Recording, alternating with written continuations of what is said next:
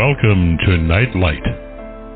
Step away from the mainstream and gather around as we enlighten the world and our realities and travel this cosmic journey we call life. Join us as we share with you and provide that beacon that can guide us all to a better way. Explore with us as we examine a metaphysical montage of spiritual insights, covering everything from the mundane to the magical, UFOs to unicorns, and everything in between. This is a time of awakening, of sharing and evolving, of spreading our wings and soaring on the cosmic breath of creation.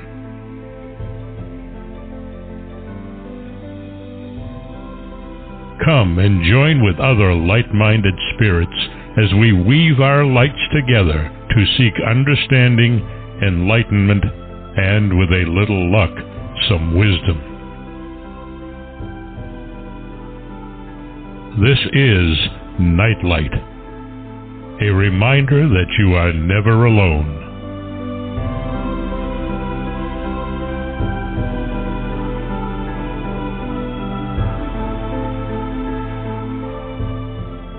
Welcome everybody to Nightlight. So glad you could join us. It's really an exciting time of the day when I'm able to connect with all of you out there and wonderful authors on top of it that have brilliant books that are insightful and enlightening and exciting. I want to first thank Ken Quiethawk for his amazing intro. Please check him out on the internet. He is a native storyteller, and the stories he tells absolutely are fabulous, and he illustrates a wonderful tradition and way of preserving history far beyond the written word, which is profound and insightful and exciting. And it's a talent and a gift that is sort of disappearing, and the Native Americans are the first people, whatever their title is appropriate at the moment, are preserving this kind of history, and it's important that we know about it because, to be perfectly honest, preserving an oral history in many ways is more important than the written history. The written history can blow away in dust, and yet the oral history is preserved generation after generation after generation.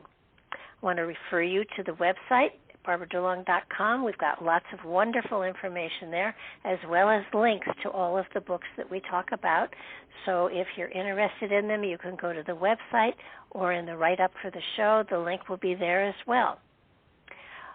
The book that we're talking about today is Quantum Spirituality with Amit Goswami and Valentina Onisor. And let me give you a little bit of background here, just from the book itself. Could the great challenges of the world and our lives be solved through the wisdom of the past merged with the best science of today? The answer to this question is a resounding yes, although many will kind of wonder how this happens, but they tell you.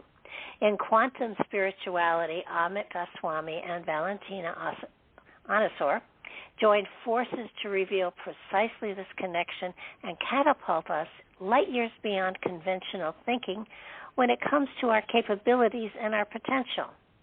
In an intimate journey of easy-to-read science and true life events, the authors demonstrate how the marriage of science and spirituality and the cooperation of scientists and mystics opens the door to a new worldview. Quantum spirituality offers a brave attempt to unify the science and spiritual paths of existence. The authors point out that all too often we find ourselves in unhappy situations when we embark on one of the paths without considering the other, especially a problem in our separate scientific and current religious worldviews.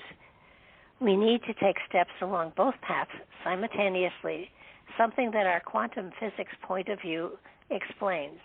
It's an exciting way of uniting these two aspects of life, and while thinking about spirituality and being esoteric, and spirituality being very scientific and physically based, it's a blend that is really quite fascinating. It makes a great deal of sense, and I welcome both of you to the show. Amit and Valentina, are you there? Yes, thank you very much. We are happy to be here. Well, I'm delighted to have both of you on, because it really is a topic that of course everybody looks at and says, how can you merge the two? And yet you seem to have done a very good job of it. How would you explain quantum spirituality, Amit? Well, how it is very easy to explain. In the older tradition, in the spiritual wisdom tradition, as it is sometimes called, the goal is self-realization. In another language, God's different archetypes. God is the oneness, the ground of all being. Modern word is consciousness. So consciousness has different aspects. These aspects we call archetypes. The olden language was God's virtues. So these archetypes like love, beauty, justice, truth, wholeness, just to quickly mention a few. These archetypes can be recognized all to be a part of the final archetype called wholeness. Beyond that is the self-archetype. But it's not really an archetype, because when you explore it, you find eventually that the self is no self. So eventually, the old-fashioned enlightenment is an enlightenment to escape the world. And this has always been a problem, because the spiritual traditions and following them, the religions, have always negated the world, because eventually one has to get rid of the world. One has to liberate from the world. That was the idea. Heaven was the goal. So live your life in preparation to life in heaven has been the goal of all religions. Christianity, Hinduism are just two of them, but it is in the Kabbalah, it is also in the Islamic traditions and Buddhism as well. So all the major religions. And this has been the cause of the neglect of the world, worldly affairs of human beings. Can we make the world better? And we, by and large, because of this attention of the spiritual traditions, we have not made the world better under the spiritual traditions, although some people were transformed, they were enlightened, and they tried their best.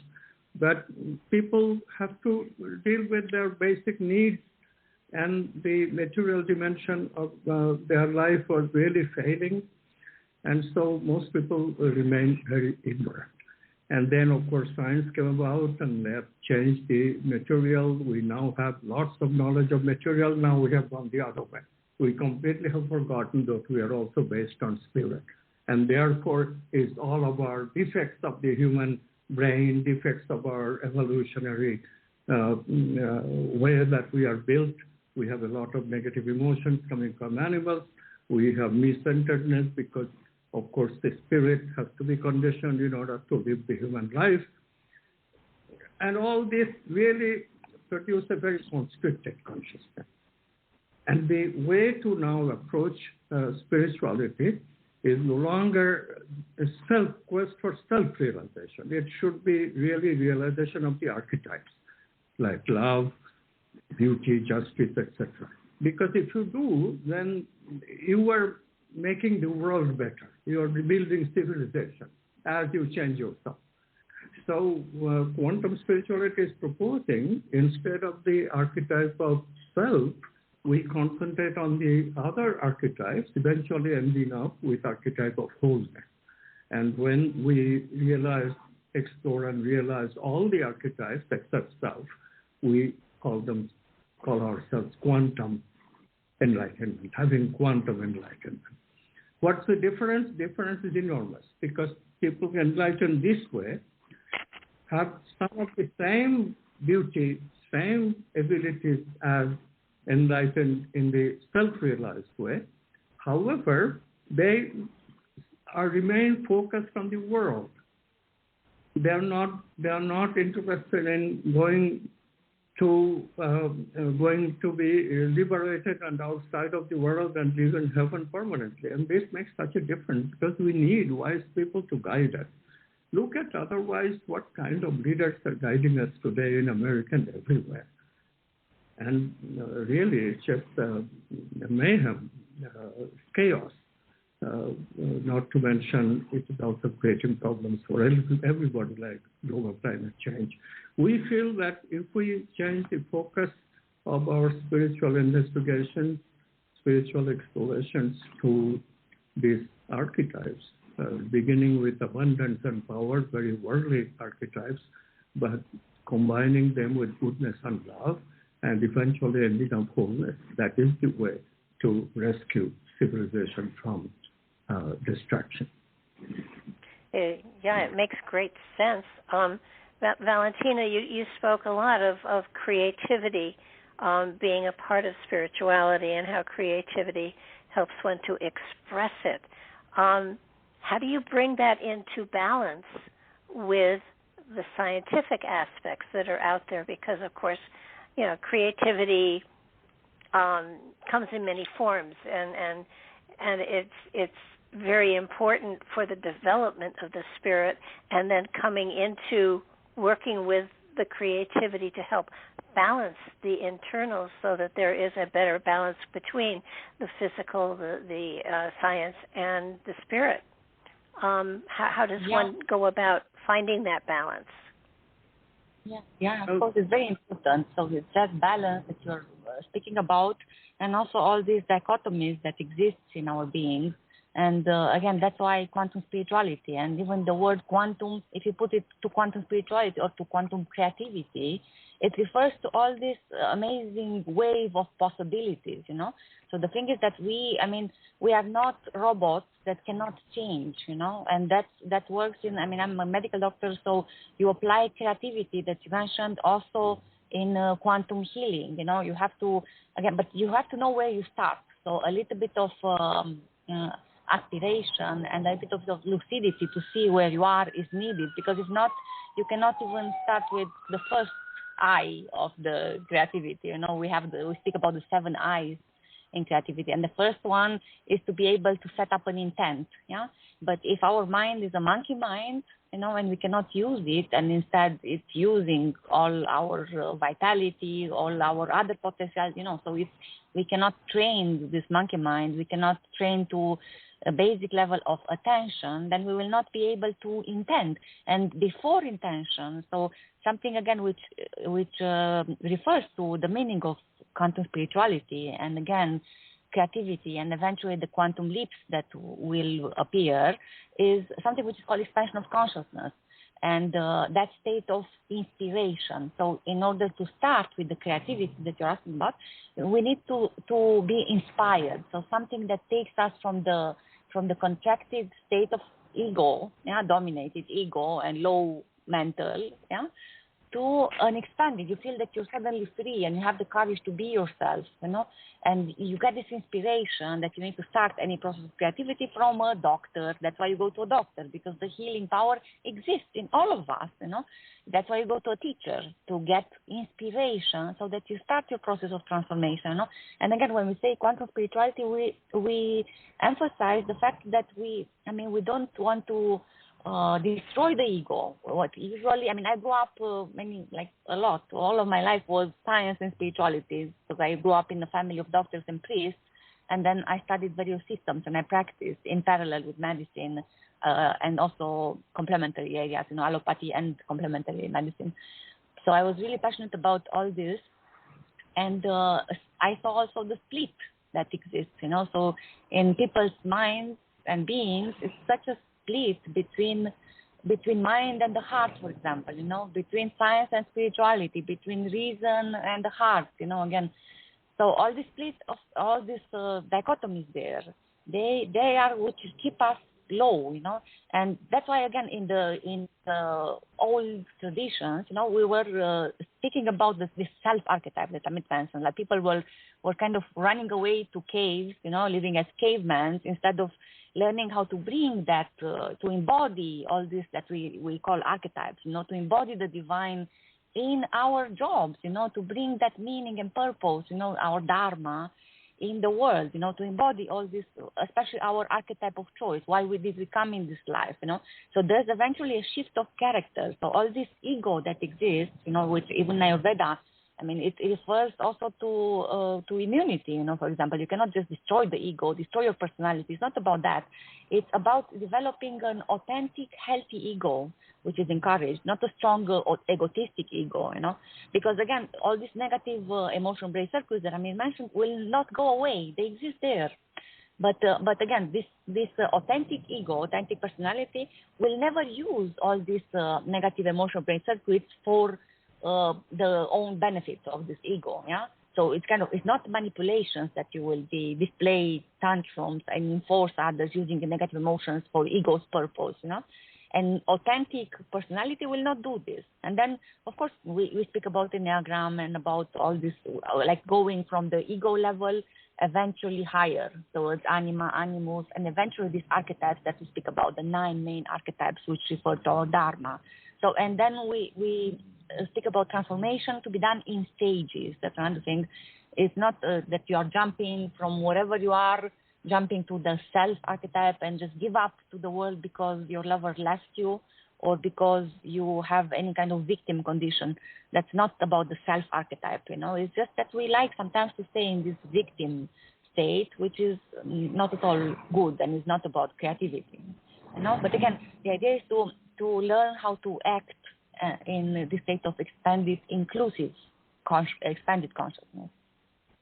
Yeah, we're going through a time or times where everyone is I do believe reassessing their life and what they've done with their life and where they're going with their life and what their purpose in life is. And I would say that most people, especially in today's society, have that uneasiness about being out of balance but not knowing how to find their balance. So, Amit, you talked about some of the archetypes. So is their way of coming to wholeness, is it more important to look at the archetypes and how to apply them to their life, or to look at the situations and intellectually address them? Well, Barbara, keep talking about balance. That's the first step towards wholeness. We have enormous imbalance today between outer and inner. Everybody does only outer things. They never, it's the worldview. Now, scientific materialism says everything is matter, everything is outside. What is inside is not important. It's just a phenomena of matter. Brain is doing everything. You don't worry about what is happening inside you. That attitude eventually permeates the mindset of people. They are only interested not what happens inside in a relationship, for example. Look at the tendency. Initially, we had internet, we had Facebook, we have Twitter, and people still have a sort of, I know someone, I'm meeting with them on Facebook. So there's still a sort of community kind of thing. And now the latest fad is TikTok, where you don't communicate anymore. You just put up your video or whatever that you are putting up, and other people watch it. So it's like you yourself are functioning and just letting it out there for whatever sake, God knows. This is just getting rid of the concept of community, that there is other people and consideration for them is important. This is the particular problem. It's arising from this outer-inner dichotomy taken to an extreme. Outer is all, inner is nothing. And then, of course, Valentina mentioned all these other dichotomies. Good-evil dichotomy still plays major way, both parties in America as an example. Either party thinks the other one as evil. Obviously, that's absurd. But nobody looks for coherence in thinking anymore. One party supports scientific materialism, other party supports religious bigotry. So It's just a no-win situation everywhere. One has to first balance with creativity and conditioning. That's the essential balance. Outer inner, that's the other essential balance. And male-female, that's the third essential balance that was recognized millennia ago by Jesus himself. So those are three basic dichotomies. If we remove those fundamental dichotomies, then we have first balance them and then transcend them. This transcending them is an idea which initially is a bit difficult to understand. But if we directly learn to live life with how the archetypes come to us, which they do through the experience of intuition, and if we live life in an intuitive way, then this dichotomy is like dualism itself is a dichotomy. Good-evil is a dichotomy. It is. The archetype of goodness has no dichotomy. So then we get to be good in appropriate situations in an appropriate way. And this way of living is what makes great people. Like when we talk about Mahatma Gandhi or Abraham Lincoln, they were also facing great conflicts, but indeed they always were able to take the appropriate action because they could transcend good and evil. There was no particularly everybody is evil among the Confederates, and nor was it everybody good for the people on the other side. So this good-evil way distinction has to stop at some time, someplace. And this is what wholeness does. When we look at with wholeness, we balance first, and then we transcend good and evil. We appropriately choose whatever is the right response in a given situation. This is quantum spirituality. Okay? You've mentioned intuition a number of times. Where does intuition come from? Well, intuition is the NESP quality, extrasensory perception. Intuition does not come from the material world. It can be associated with material world. For example, I see a flower and I can intuit beauty, or a sunset, again, intuit beauty. But that's an association. Directly, the intuition comes from consciousness. It is a direct communication. In quantum physics, we have room for it. We call it non-local communication. With intuition, we become one with everything, every time, very momentarily. So we do not usually perceive it that way, except once in a while it does seem like an oceanic feeling. That Freud's word, by the way, Freud experienced this a couple of times, but he missed the importance of it. He called it childhood helplessness. That's such a stupid way of avoiding the spiritual, what can I say. But, Freud was a materialist, constructed consciousness in spite of all his genius that happened. So in psychology, Carl Jung was a mystic, was a spiritual person. And now we have spiritual in the form of transpersonal psychology. So they talk some of the things in a very correct way. What quantum science does, we have been able to integrate the role of the brain, role of the body. Like at some point, Valentina will give you the basic new stuff that we have that is in the vital creativity.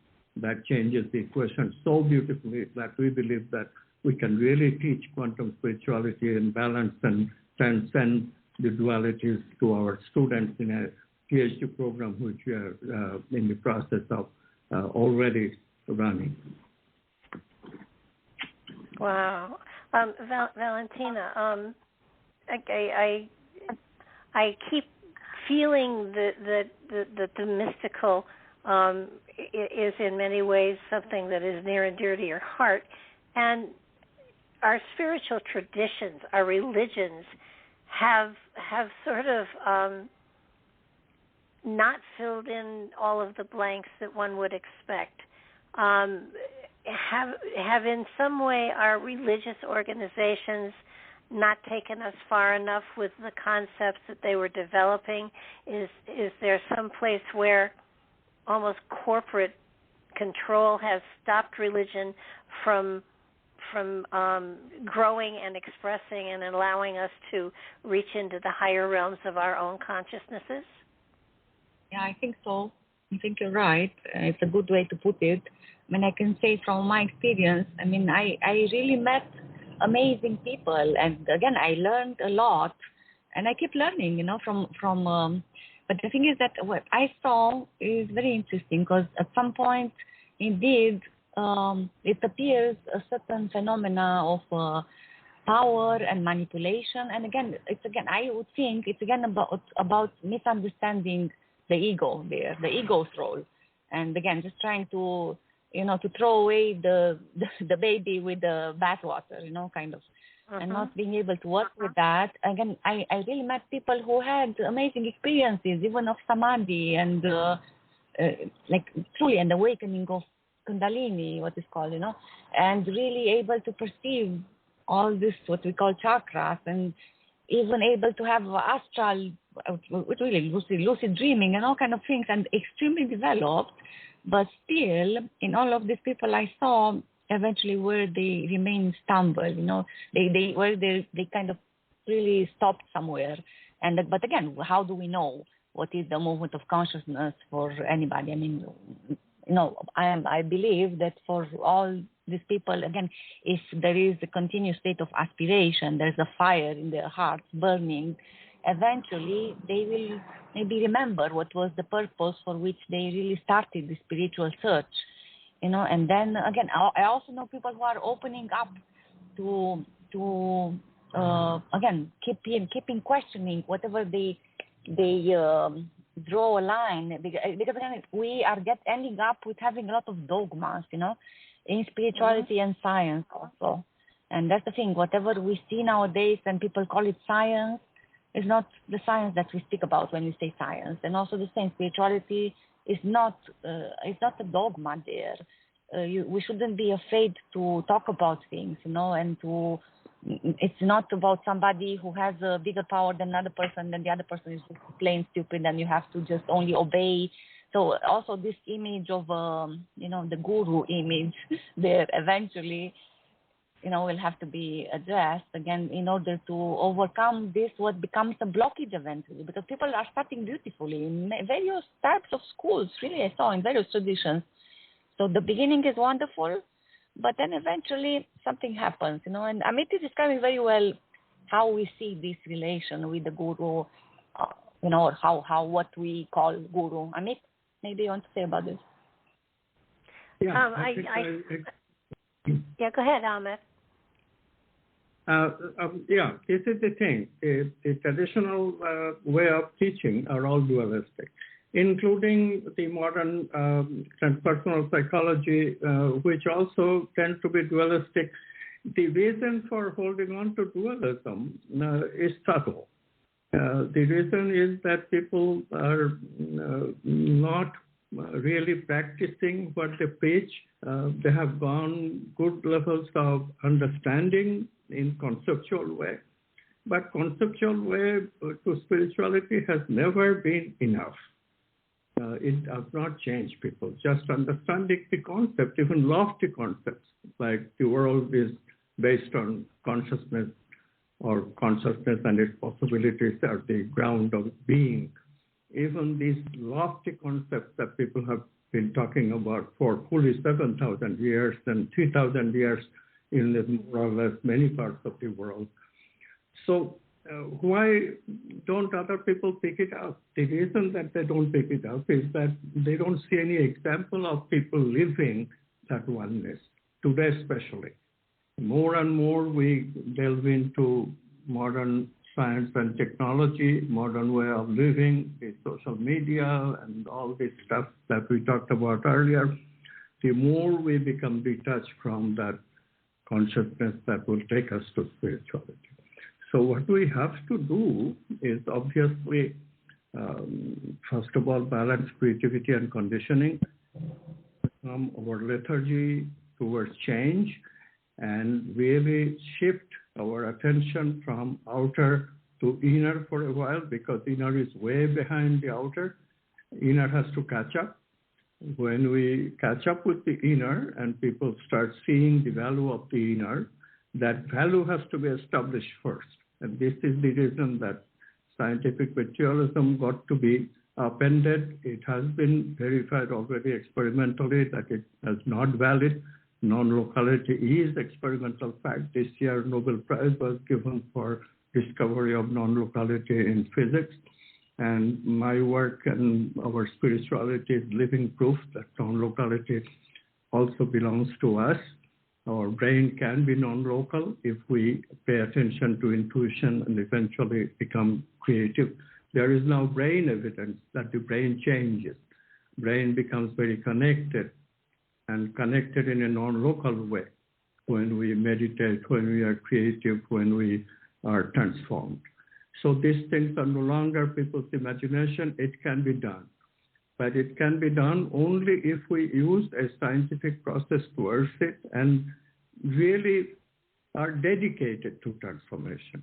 If we don't transform, if we think it is easy, if we think just sitting and thinking about it will do it, or if we think just argumentation will produce transformation, none of these things are adequate. People have to live what they talk, what they want to be. People have to really strive. This is why Valentina and I are now writing a couple of books, talking about the archetypes in one book and talking about hero's journey to explore the archetypes in the other book. It is really hero's journey that Joseph Campbell talked about, that Carl Jung discovered in the collective unconscious. Our ancestors did some of it, and we feel that with quantum science and understanding of the creative process, like the 7-eye process that Valentina explained earlier, we can really hasten the process for many people. In fact, we are confident that, if people come to do PhD in our institution, Quantum Activism, Vishalam Center for Quantum Activism, which we also have an affiliated, fully government-affiliated institution in India, University of Technology, through which we give the degrees.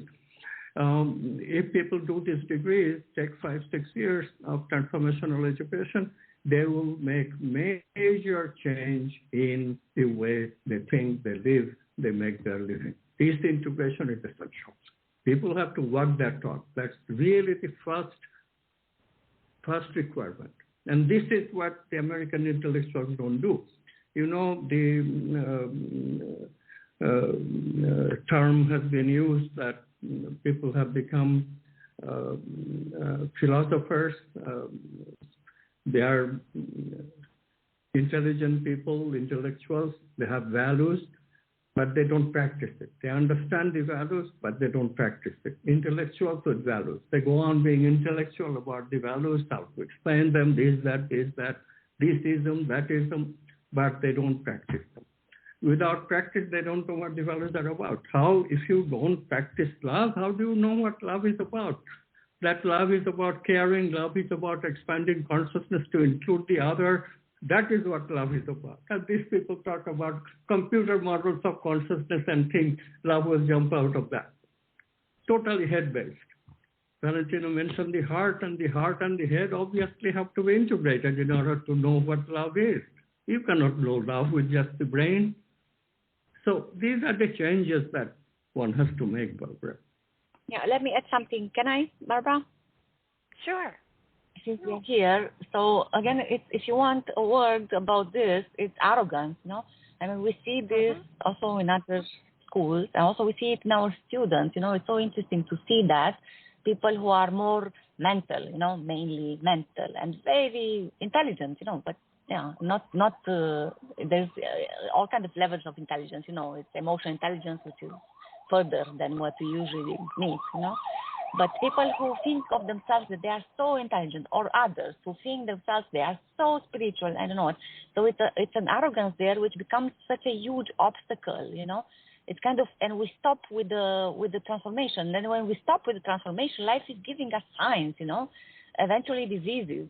No, not to mention lack of happiness, lack of love, and all that, lack of expansion of consciousness eventually, But again, so there's arrogance, and then there's a lot of inertia, huge inertia. We can see this in ourselves, in all of us. We really have an inertia there. And eventually we'll have to work through processes like forgiveness, for example. There's, in the book, we speak about this a little bit, but we emphasize it everywhere because working with forgiveness, which is a very deep work, and it can take many, many, many years to do that.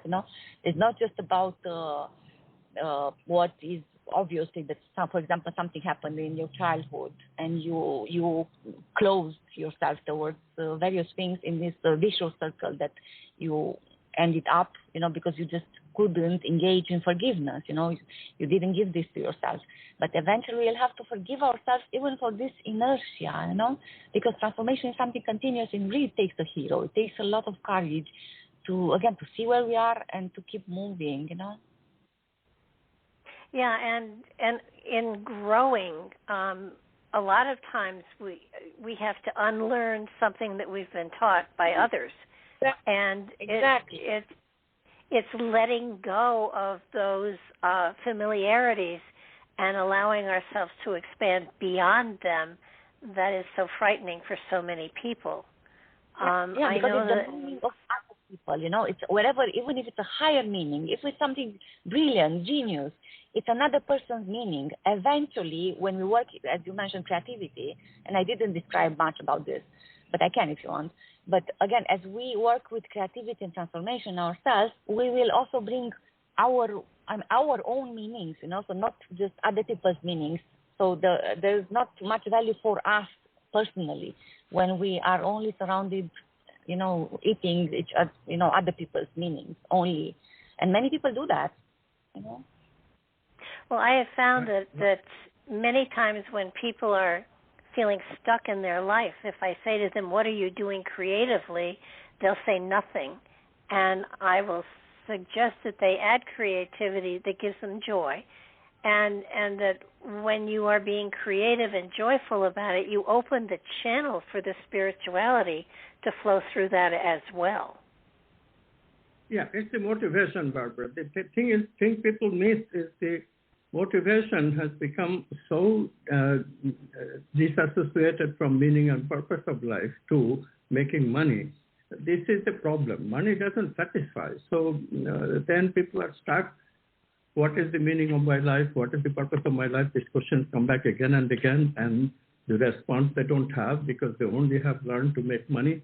They have never learned to engage with the archetypes and learn how to live. So we get back into primitive living, which is those me-centeredness and negative emotions and pleasure addiction and information addiction. So this is the basic problem. In order to solve through this, we really have to take a very centered effort. This effort is no less important than saving our planet from climate change. But this is not in the focus of most people. It is coming into focus. This is the focus of quantum science and the paradigm shift in science, that we really have to put equal emphasis on doing this, on bringing the focus on how we are neglecting these changes that has to be brought about. So how do we do it? For example, you mentioned fear. Fear has to be transformed into courage. How do we do that? It's about the chakra in the body, where we feel the vital energies. I don't know if our listeners are familiar with chakras, but they are the places where we feel the feelings in the body.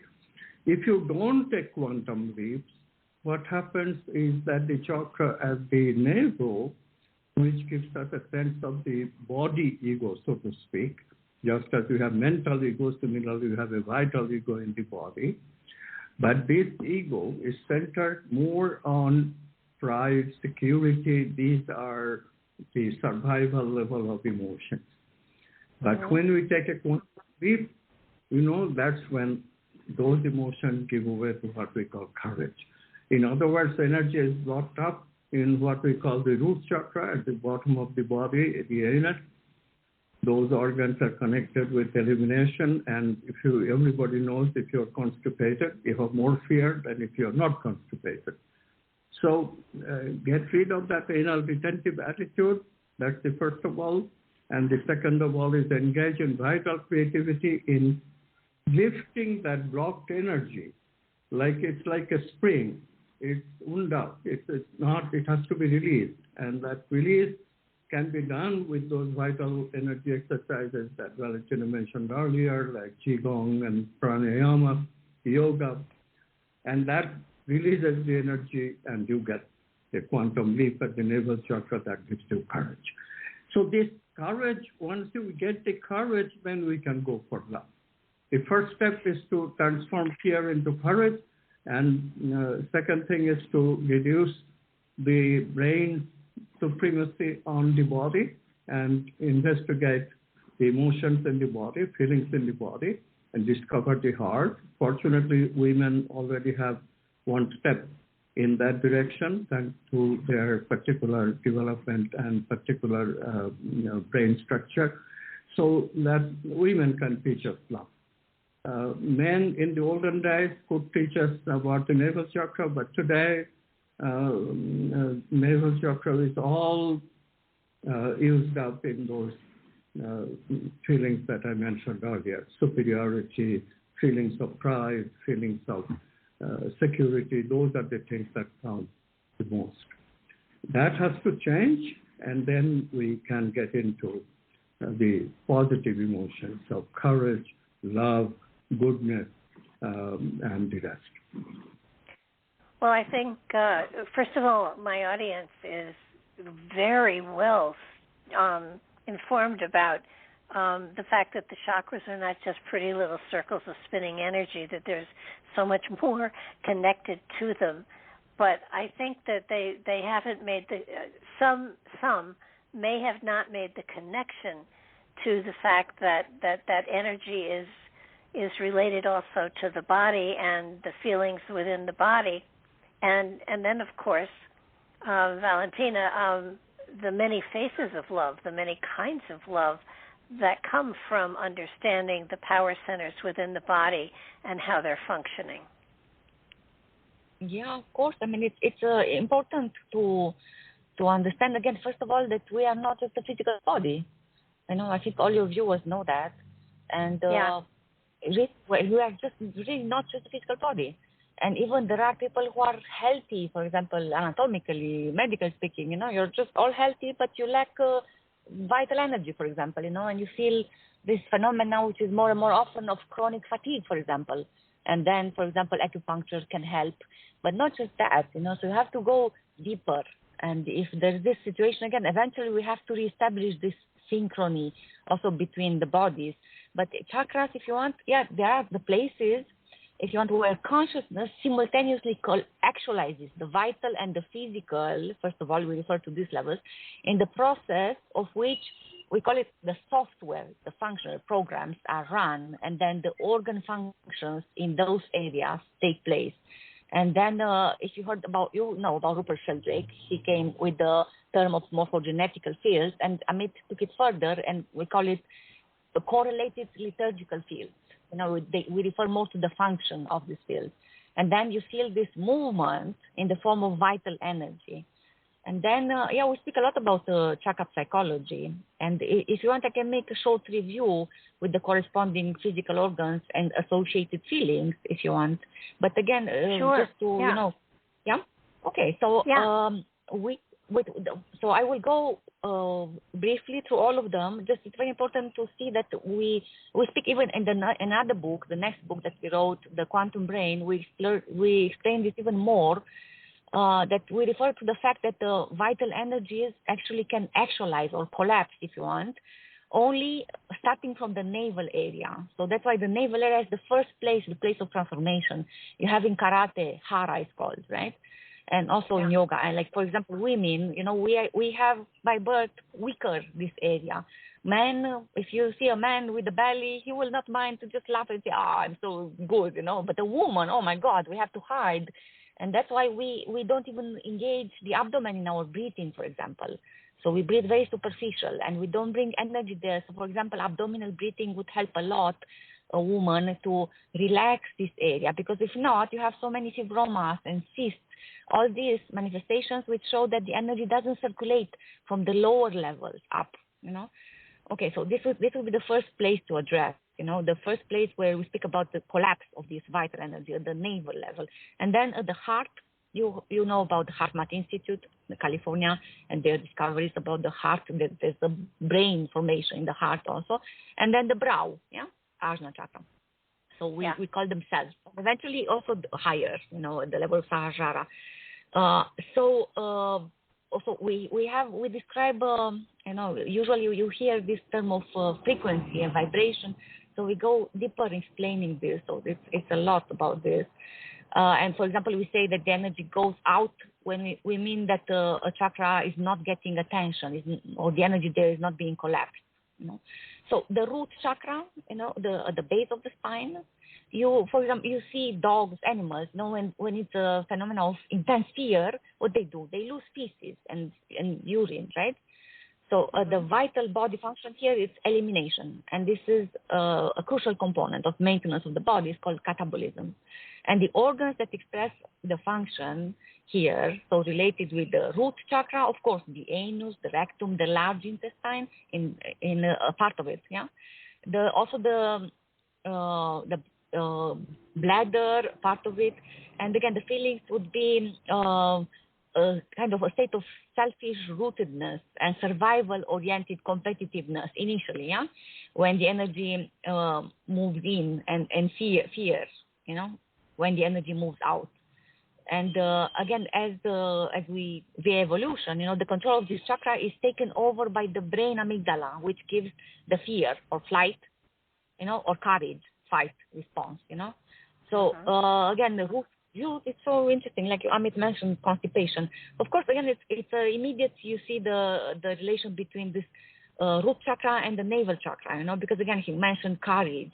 So eventually, as we replace fear with courage and actually love also, that's kind of the love. Love is the opposite of fear, for me at least, But it takes courage to engage love also, And then we say when we refer to the sex chakra, to the second chakra, Svadhisthana chakra, in the vital body function is reproduction, and all these reproductive organs, uterus, ovaries, prostate, and so on, for men, and also the super genes which are associated with them are the physical representation of this reproductive function, and the feelings are those of sexuality, when the energy is inward, like kind of you're relaxed about, you're not frustrated, and when the energy is outgoing, the feeling is of unfulfilled lust, so you're frustrated, a lot of frustration. You see nowadays, especially women, we are so frustrated usually, and that's why all the humanity also is in this situation, because we just stay frustrated,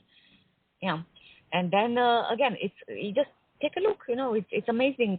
I mean, it's really an amazing number of women who have this problem. Of course, men also have impotence and this premature ejaculation, all that, So it's also interesting how to see the relation between the way we refer to our own sexuality and to the creative energy. I mean, we make a baby with all this energy, and if you don't respect this energy, and you don't engage with relations with love, of course, we speak about love making then, and about even creating a sacred relation in your love relation, in this way. So if you don't address it and you just ignore this energy, it can be catastrophic for your creativity, first of all, also for the way you relate with the society. It immediately you can see a person that is very much frustrated, when you look at the person. Okay, and again, here the control is in the amygdala of the midbrain, if you want. So again, eventually when we learn about the chakras, we also learn that when we learned how to work on the Ajna chakra, on the mental chakra, many of the disbalances on the lower chakras are corrected, so we can harmonize a lot when we know how to, for example, practice attention, but it's not enough, more, because then we will speak about how to sublimate and transmute all these lower energies, which are extremely important also. It's not something to discard, Many times, I mean, also in the church says we are all holy, just not the sexual, not the sexual area. That's not holy. Come on, how can it be? No. Okay, and then the navel chakra, the vital body function is maintenance or anabolism, and the organs, of course, is the stomach, the small intestine, the liver, the gallbladder, and pancreas. And actually, I would say also it's part of the large intestine. Also, it's a correlation with the way Ayurveda addresses this area, the large intestine, and that's another story with the doshas. So when the energies here that we speak, the feeling can be pride, and then when the energy moves out, the feeling can be anger, unworthiness, resentment, and so on, So again, also these negative feelings are controlled by the brain's amygdala as well. But again, it's, for example, just pay attention to the way you're breathing. Engage consciously in the breathing, and together with that, keep your attention. Move wherever you move your attention, the energy goes there. So that's something good to know, yeah. And then again, eventually, this has to do with the willpower also, and also this chakra has to do with a lot of willpower. And if we consume this energy of will with engaging in only desires, which are not related to this chakra, it's more Svadhisthana chakra if you want. So the world is full of desires, full of consumerism. So all these are eating your willpower. And here we speak about the courage. The first energy of courage is here, the level of Manipura chakra, eventually. And then, here we speak about transformation, first of all. And then we move to the heart. And then the vital body function is distinction between me and not me, yeah? And if you're on the principal organ representation is the thymus gland and the immune system, whose job is to distinguish me from non-me. And here we feel romance when the energy moves in, and eventually even feelings of unconditional love and compassion and so on. It's huge. I mean, here is where you have the symbol of the cross in the Christian tradition. It's kind of when in the Native American tradition, we have the diaphragm. Whatever is below the diaphragm is whatever is more instinctual. And what is above is what connects us with the sky, they say, in the Native American tradition. Yeah. And of course, when the energy moves out of the heart area, we feel loss, grief, hurt, and even jealousy. Jealousy, which again is not just that, it's also energy referring to the Svadhisthana chakra area, I would say, Then we say the throat chakra, Vishuddha chakra, obviously here again, women especially, we have so much hypothyroidism nowadays, because we don't express, because we are following our fears, right? So much so that we don't hurt others, or because we don't feel that we are worthy, again, Manipura chakra, yeah? And, again, we are hurted, and we close our hearts eventually. Also, the thyroid will close down in this way, yeah? Then there are ways, of course, even, for example, singing in the shower with the attention there. There are vowel mantras, for example, using the vowel A with the attention there, pronouncing out loud, very harmonious. So the vital function here is self-expression. And the organ representation are lungs, throat, and the speech organs, the hearing organs also, yeah. And of course, for me, the thyroid gland it says everything. And then we speak about as feelings. We say the exaltation of freedom of speech. When the energy moves in, you're really inspired. All you opera singers, for example, yeah. And it's a lot of frustration when the opposite happens, yeah. So again, freedom of speech, freedom of choice, they go hand in hand here. So it's a very important area. And then we speak about the brow chakra, where the initial vital function is rational thinking, for which the organ is the prefrontal cortex, right at the back of the forehead, yeah. And the associated feelings are clarity of understanding, when you really feel very clear, yeah, lucid. And when it's going out, it's confusion, depletion, a lot of confusion, chaotic, everything feels chaotic, yeah? But then this is the beginning. When it's opening further, this is the chakra that funnels intuitive energy, which is associated with a very strong representation of an archetype that you're attracted to. And that's why it's called the third eye, or the eye of intuition. And then the associated feelings of archetypal exploration are satisfaction, but satisfaction in terms of fulfillment. So it's a very deep state of fulfillment. When, or the opposite is despair. So all the state that you just feel that everything is just chaos there. It's all confused, despair.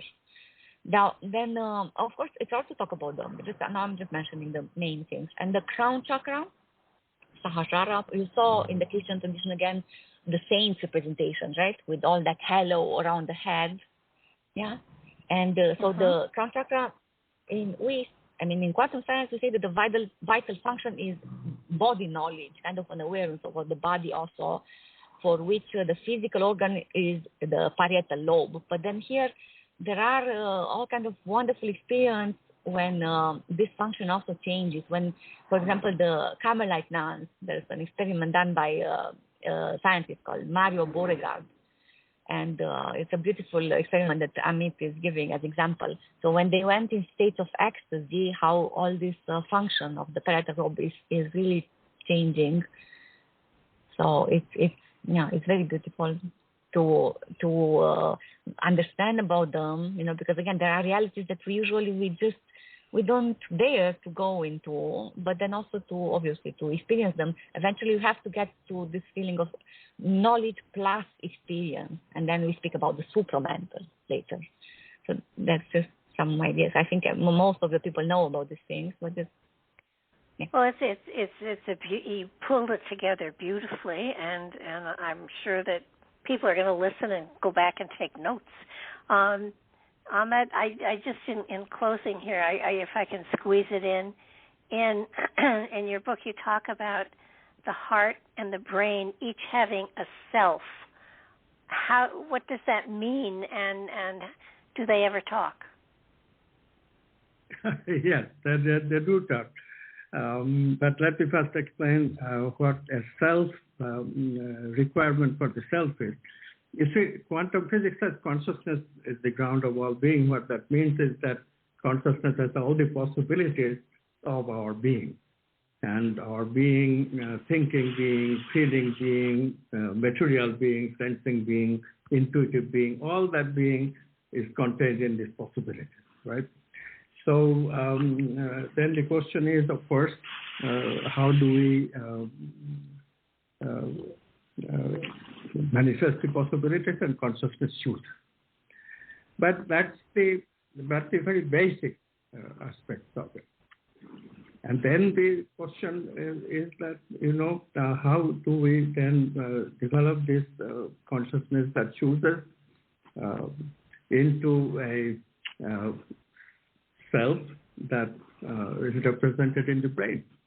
And because consciousness is oneness, it has no second. And how can oneness be split into a subject that experiences and a self that experiences and the object that is being experienced? A very huge problem, but it is solved by a concept called tangled hierarchy. Brain has a memory apparatus. Brain also has a perception apparatus. Notice the circularity between them.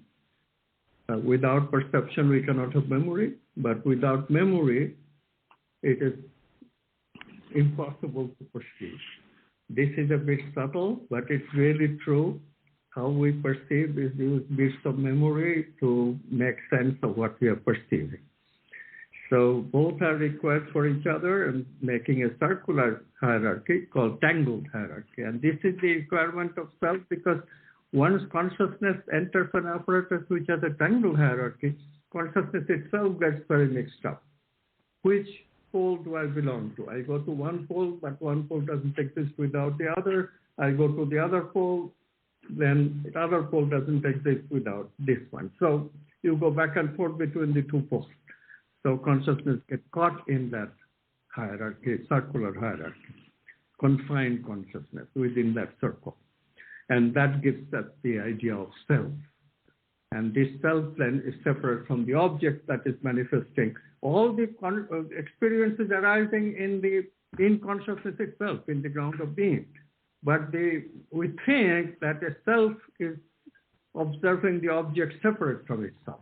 That appearance is what the quantum manifestation from potentiality is creating. Now, what was very surprising, for a long time, we were looking at, I was definitely looking at the archetype of love and looking at the heart chakra. And of course, the chakra is also the site of the immune system in the form of the thymus gland, which is easy to forget, but really we call it a heart chakra, but the base level condition, it's the immune system which controls the heart chakra mainly, and the energy you get is defensiveness. When the immune system is active, it's defending our body from intruders. It's defensiveness. When the immune system does not act, then we are vulnerable, right? And so I thought, okay, when we are vulnerable, that's a requirement for love. So maybe the immune system has to suspend itself. So that thought eventually led to, because, when Valentina joined me, eventually that led to the idea that, look, the heart actually has a brain. It's like a huge bundle of neurons, sort of a small brain, and brain can make memory. So we immediately realized, so the energy of love and memory-making capacity makes the self particularly poignant to us, so that we cannot not observe that this heart is a loving apparatus. This heart chakra is the chakra of love. But actually, for non-transformed people who don't learn love, there are a lot of people like that today who are into faith. Why are they into faith? Because they are into defensiveness. They never have taken the quantum leaping that it takes to get into the tangle hierarchical operation in the heart chakra, tangle hierarchical operation in the heart. Heart itself transforms from a blood pump into an apparatus which still pumps blood, but it also becomes capable of loving. So this realization then led to the idea that similarly pancreas we get all the focus on stomach, but very important organ is also pancreas. We get diabetes if pancreas malfunction. So this pancreas malfunction, this has to be compared with that immune system malfunction. The malfunction manifests itself in sugar excess in the bloodstream. And what does sugar do to us? It makes us weak. So earlier we talked about strengthening the heart chakra, courage. How do we get that? We keep the pancreas healthy. So all the people who are really into me-centeredness, their pancreas is getting weak, and they eventually will have type 2 diabetes when they are older. They don't realize this. Just as people who live with defensiveness all their life eventually are going to end up with cancer. They don't know it. That's what will happen. So, in this way, we discovered that there is a self in the navel as well. And if we quantum leap in that self, and then the pancreas will always be healthy. And that way, you also prevent weakness of mind, weakness of emotions. You make people strong in the ego, in a manner of speaking, but it's a higher strength, and you have the ability of, Valentina gave beautiful exposure of all the chakras. This chakra really helps the throat chakra, because that's when we cannot speak because we are weak in our navel. So, sugar excess goes to type 2 diabetes, goes to strength of the navel chakra, goes to quantum leaping at the pancreas, goes to getting navel strength, and then you not only heal diabetes, but also you heal your inability to speak for yourself, etc. So all these things are known in different pieces, and now we are discovering that they are all unified in the quantum science. So all can be understood. And of course, we can go on and on. Then of course there is also brain, and to integrate the brain and the body, that too is part of our work, spiritual work. So all this is wholeness. Part of this is what quantum spirituality is about. Wholeness, yeah. I think that's what so many people are searching for, and yet they don't know it. But with hope, people will begin to be aware of all of this, and certainly your book is going to help tremendously. We've gone over our time, and I just feel so badly because I think we could go on for another hour, but I know both of you have things that you must do, and our time differences are great. So I want to thank both of you for being here.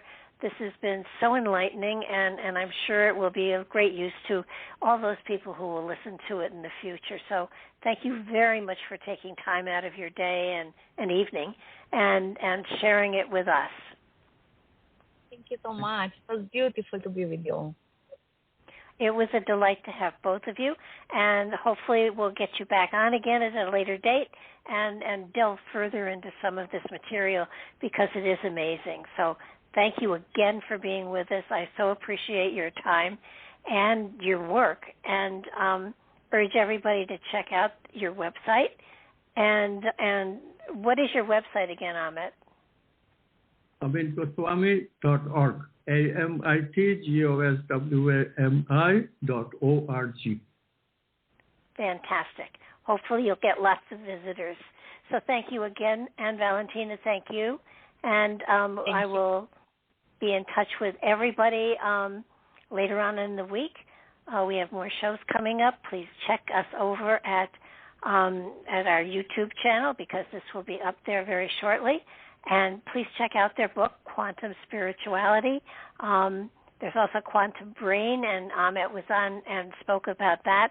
Another absolutely enlightening read that you can apply to your life and start to understand exactly where wholeness and balance comes in and how to start to work with those aspects within you to create a wholeness that is richer for your reality. But thank you again, everyone, for listening. Certainly we will be talking to you soon. Take care now. Bye-bye.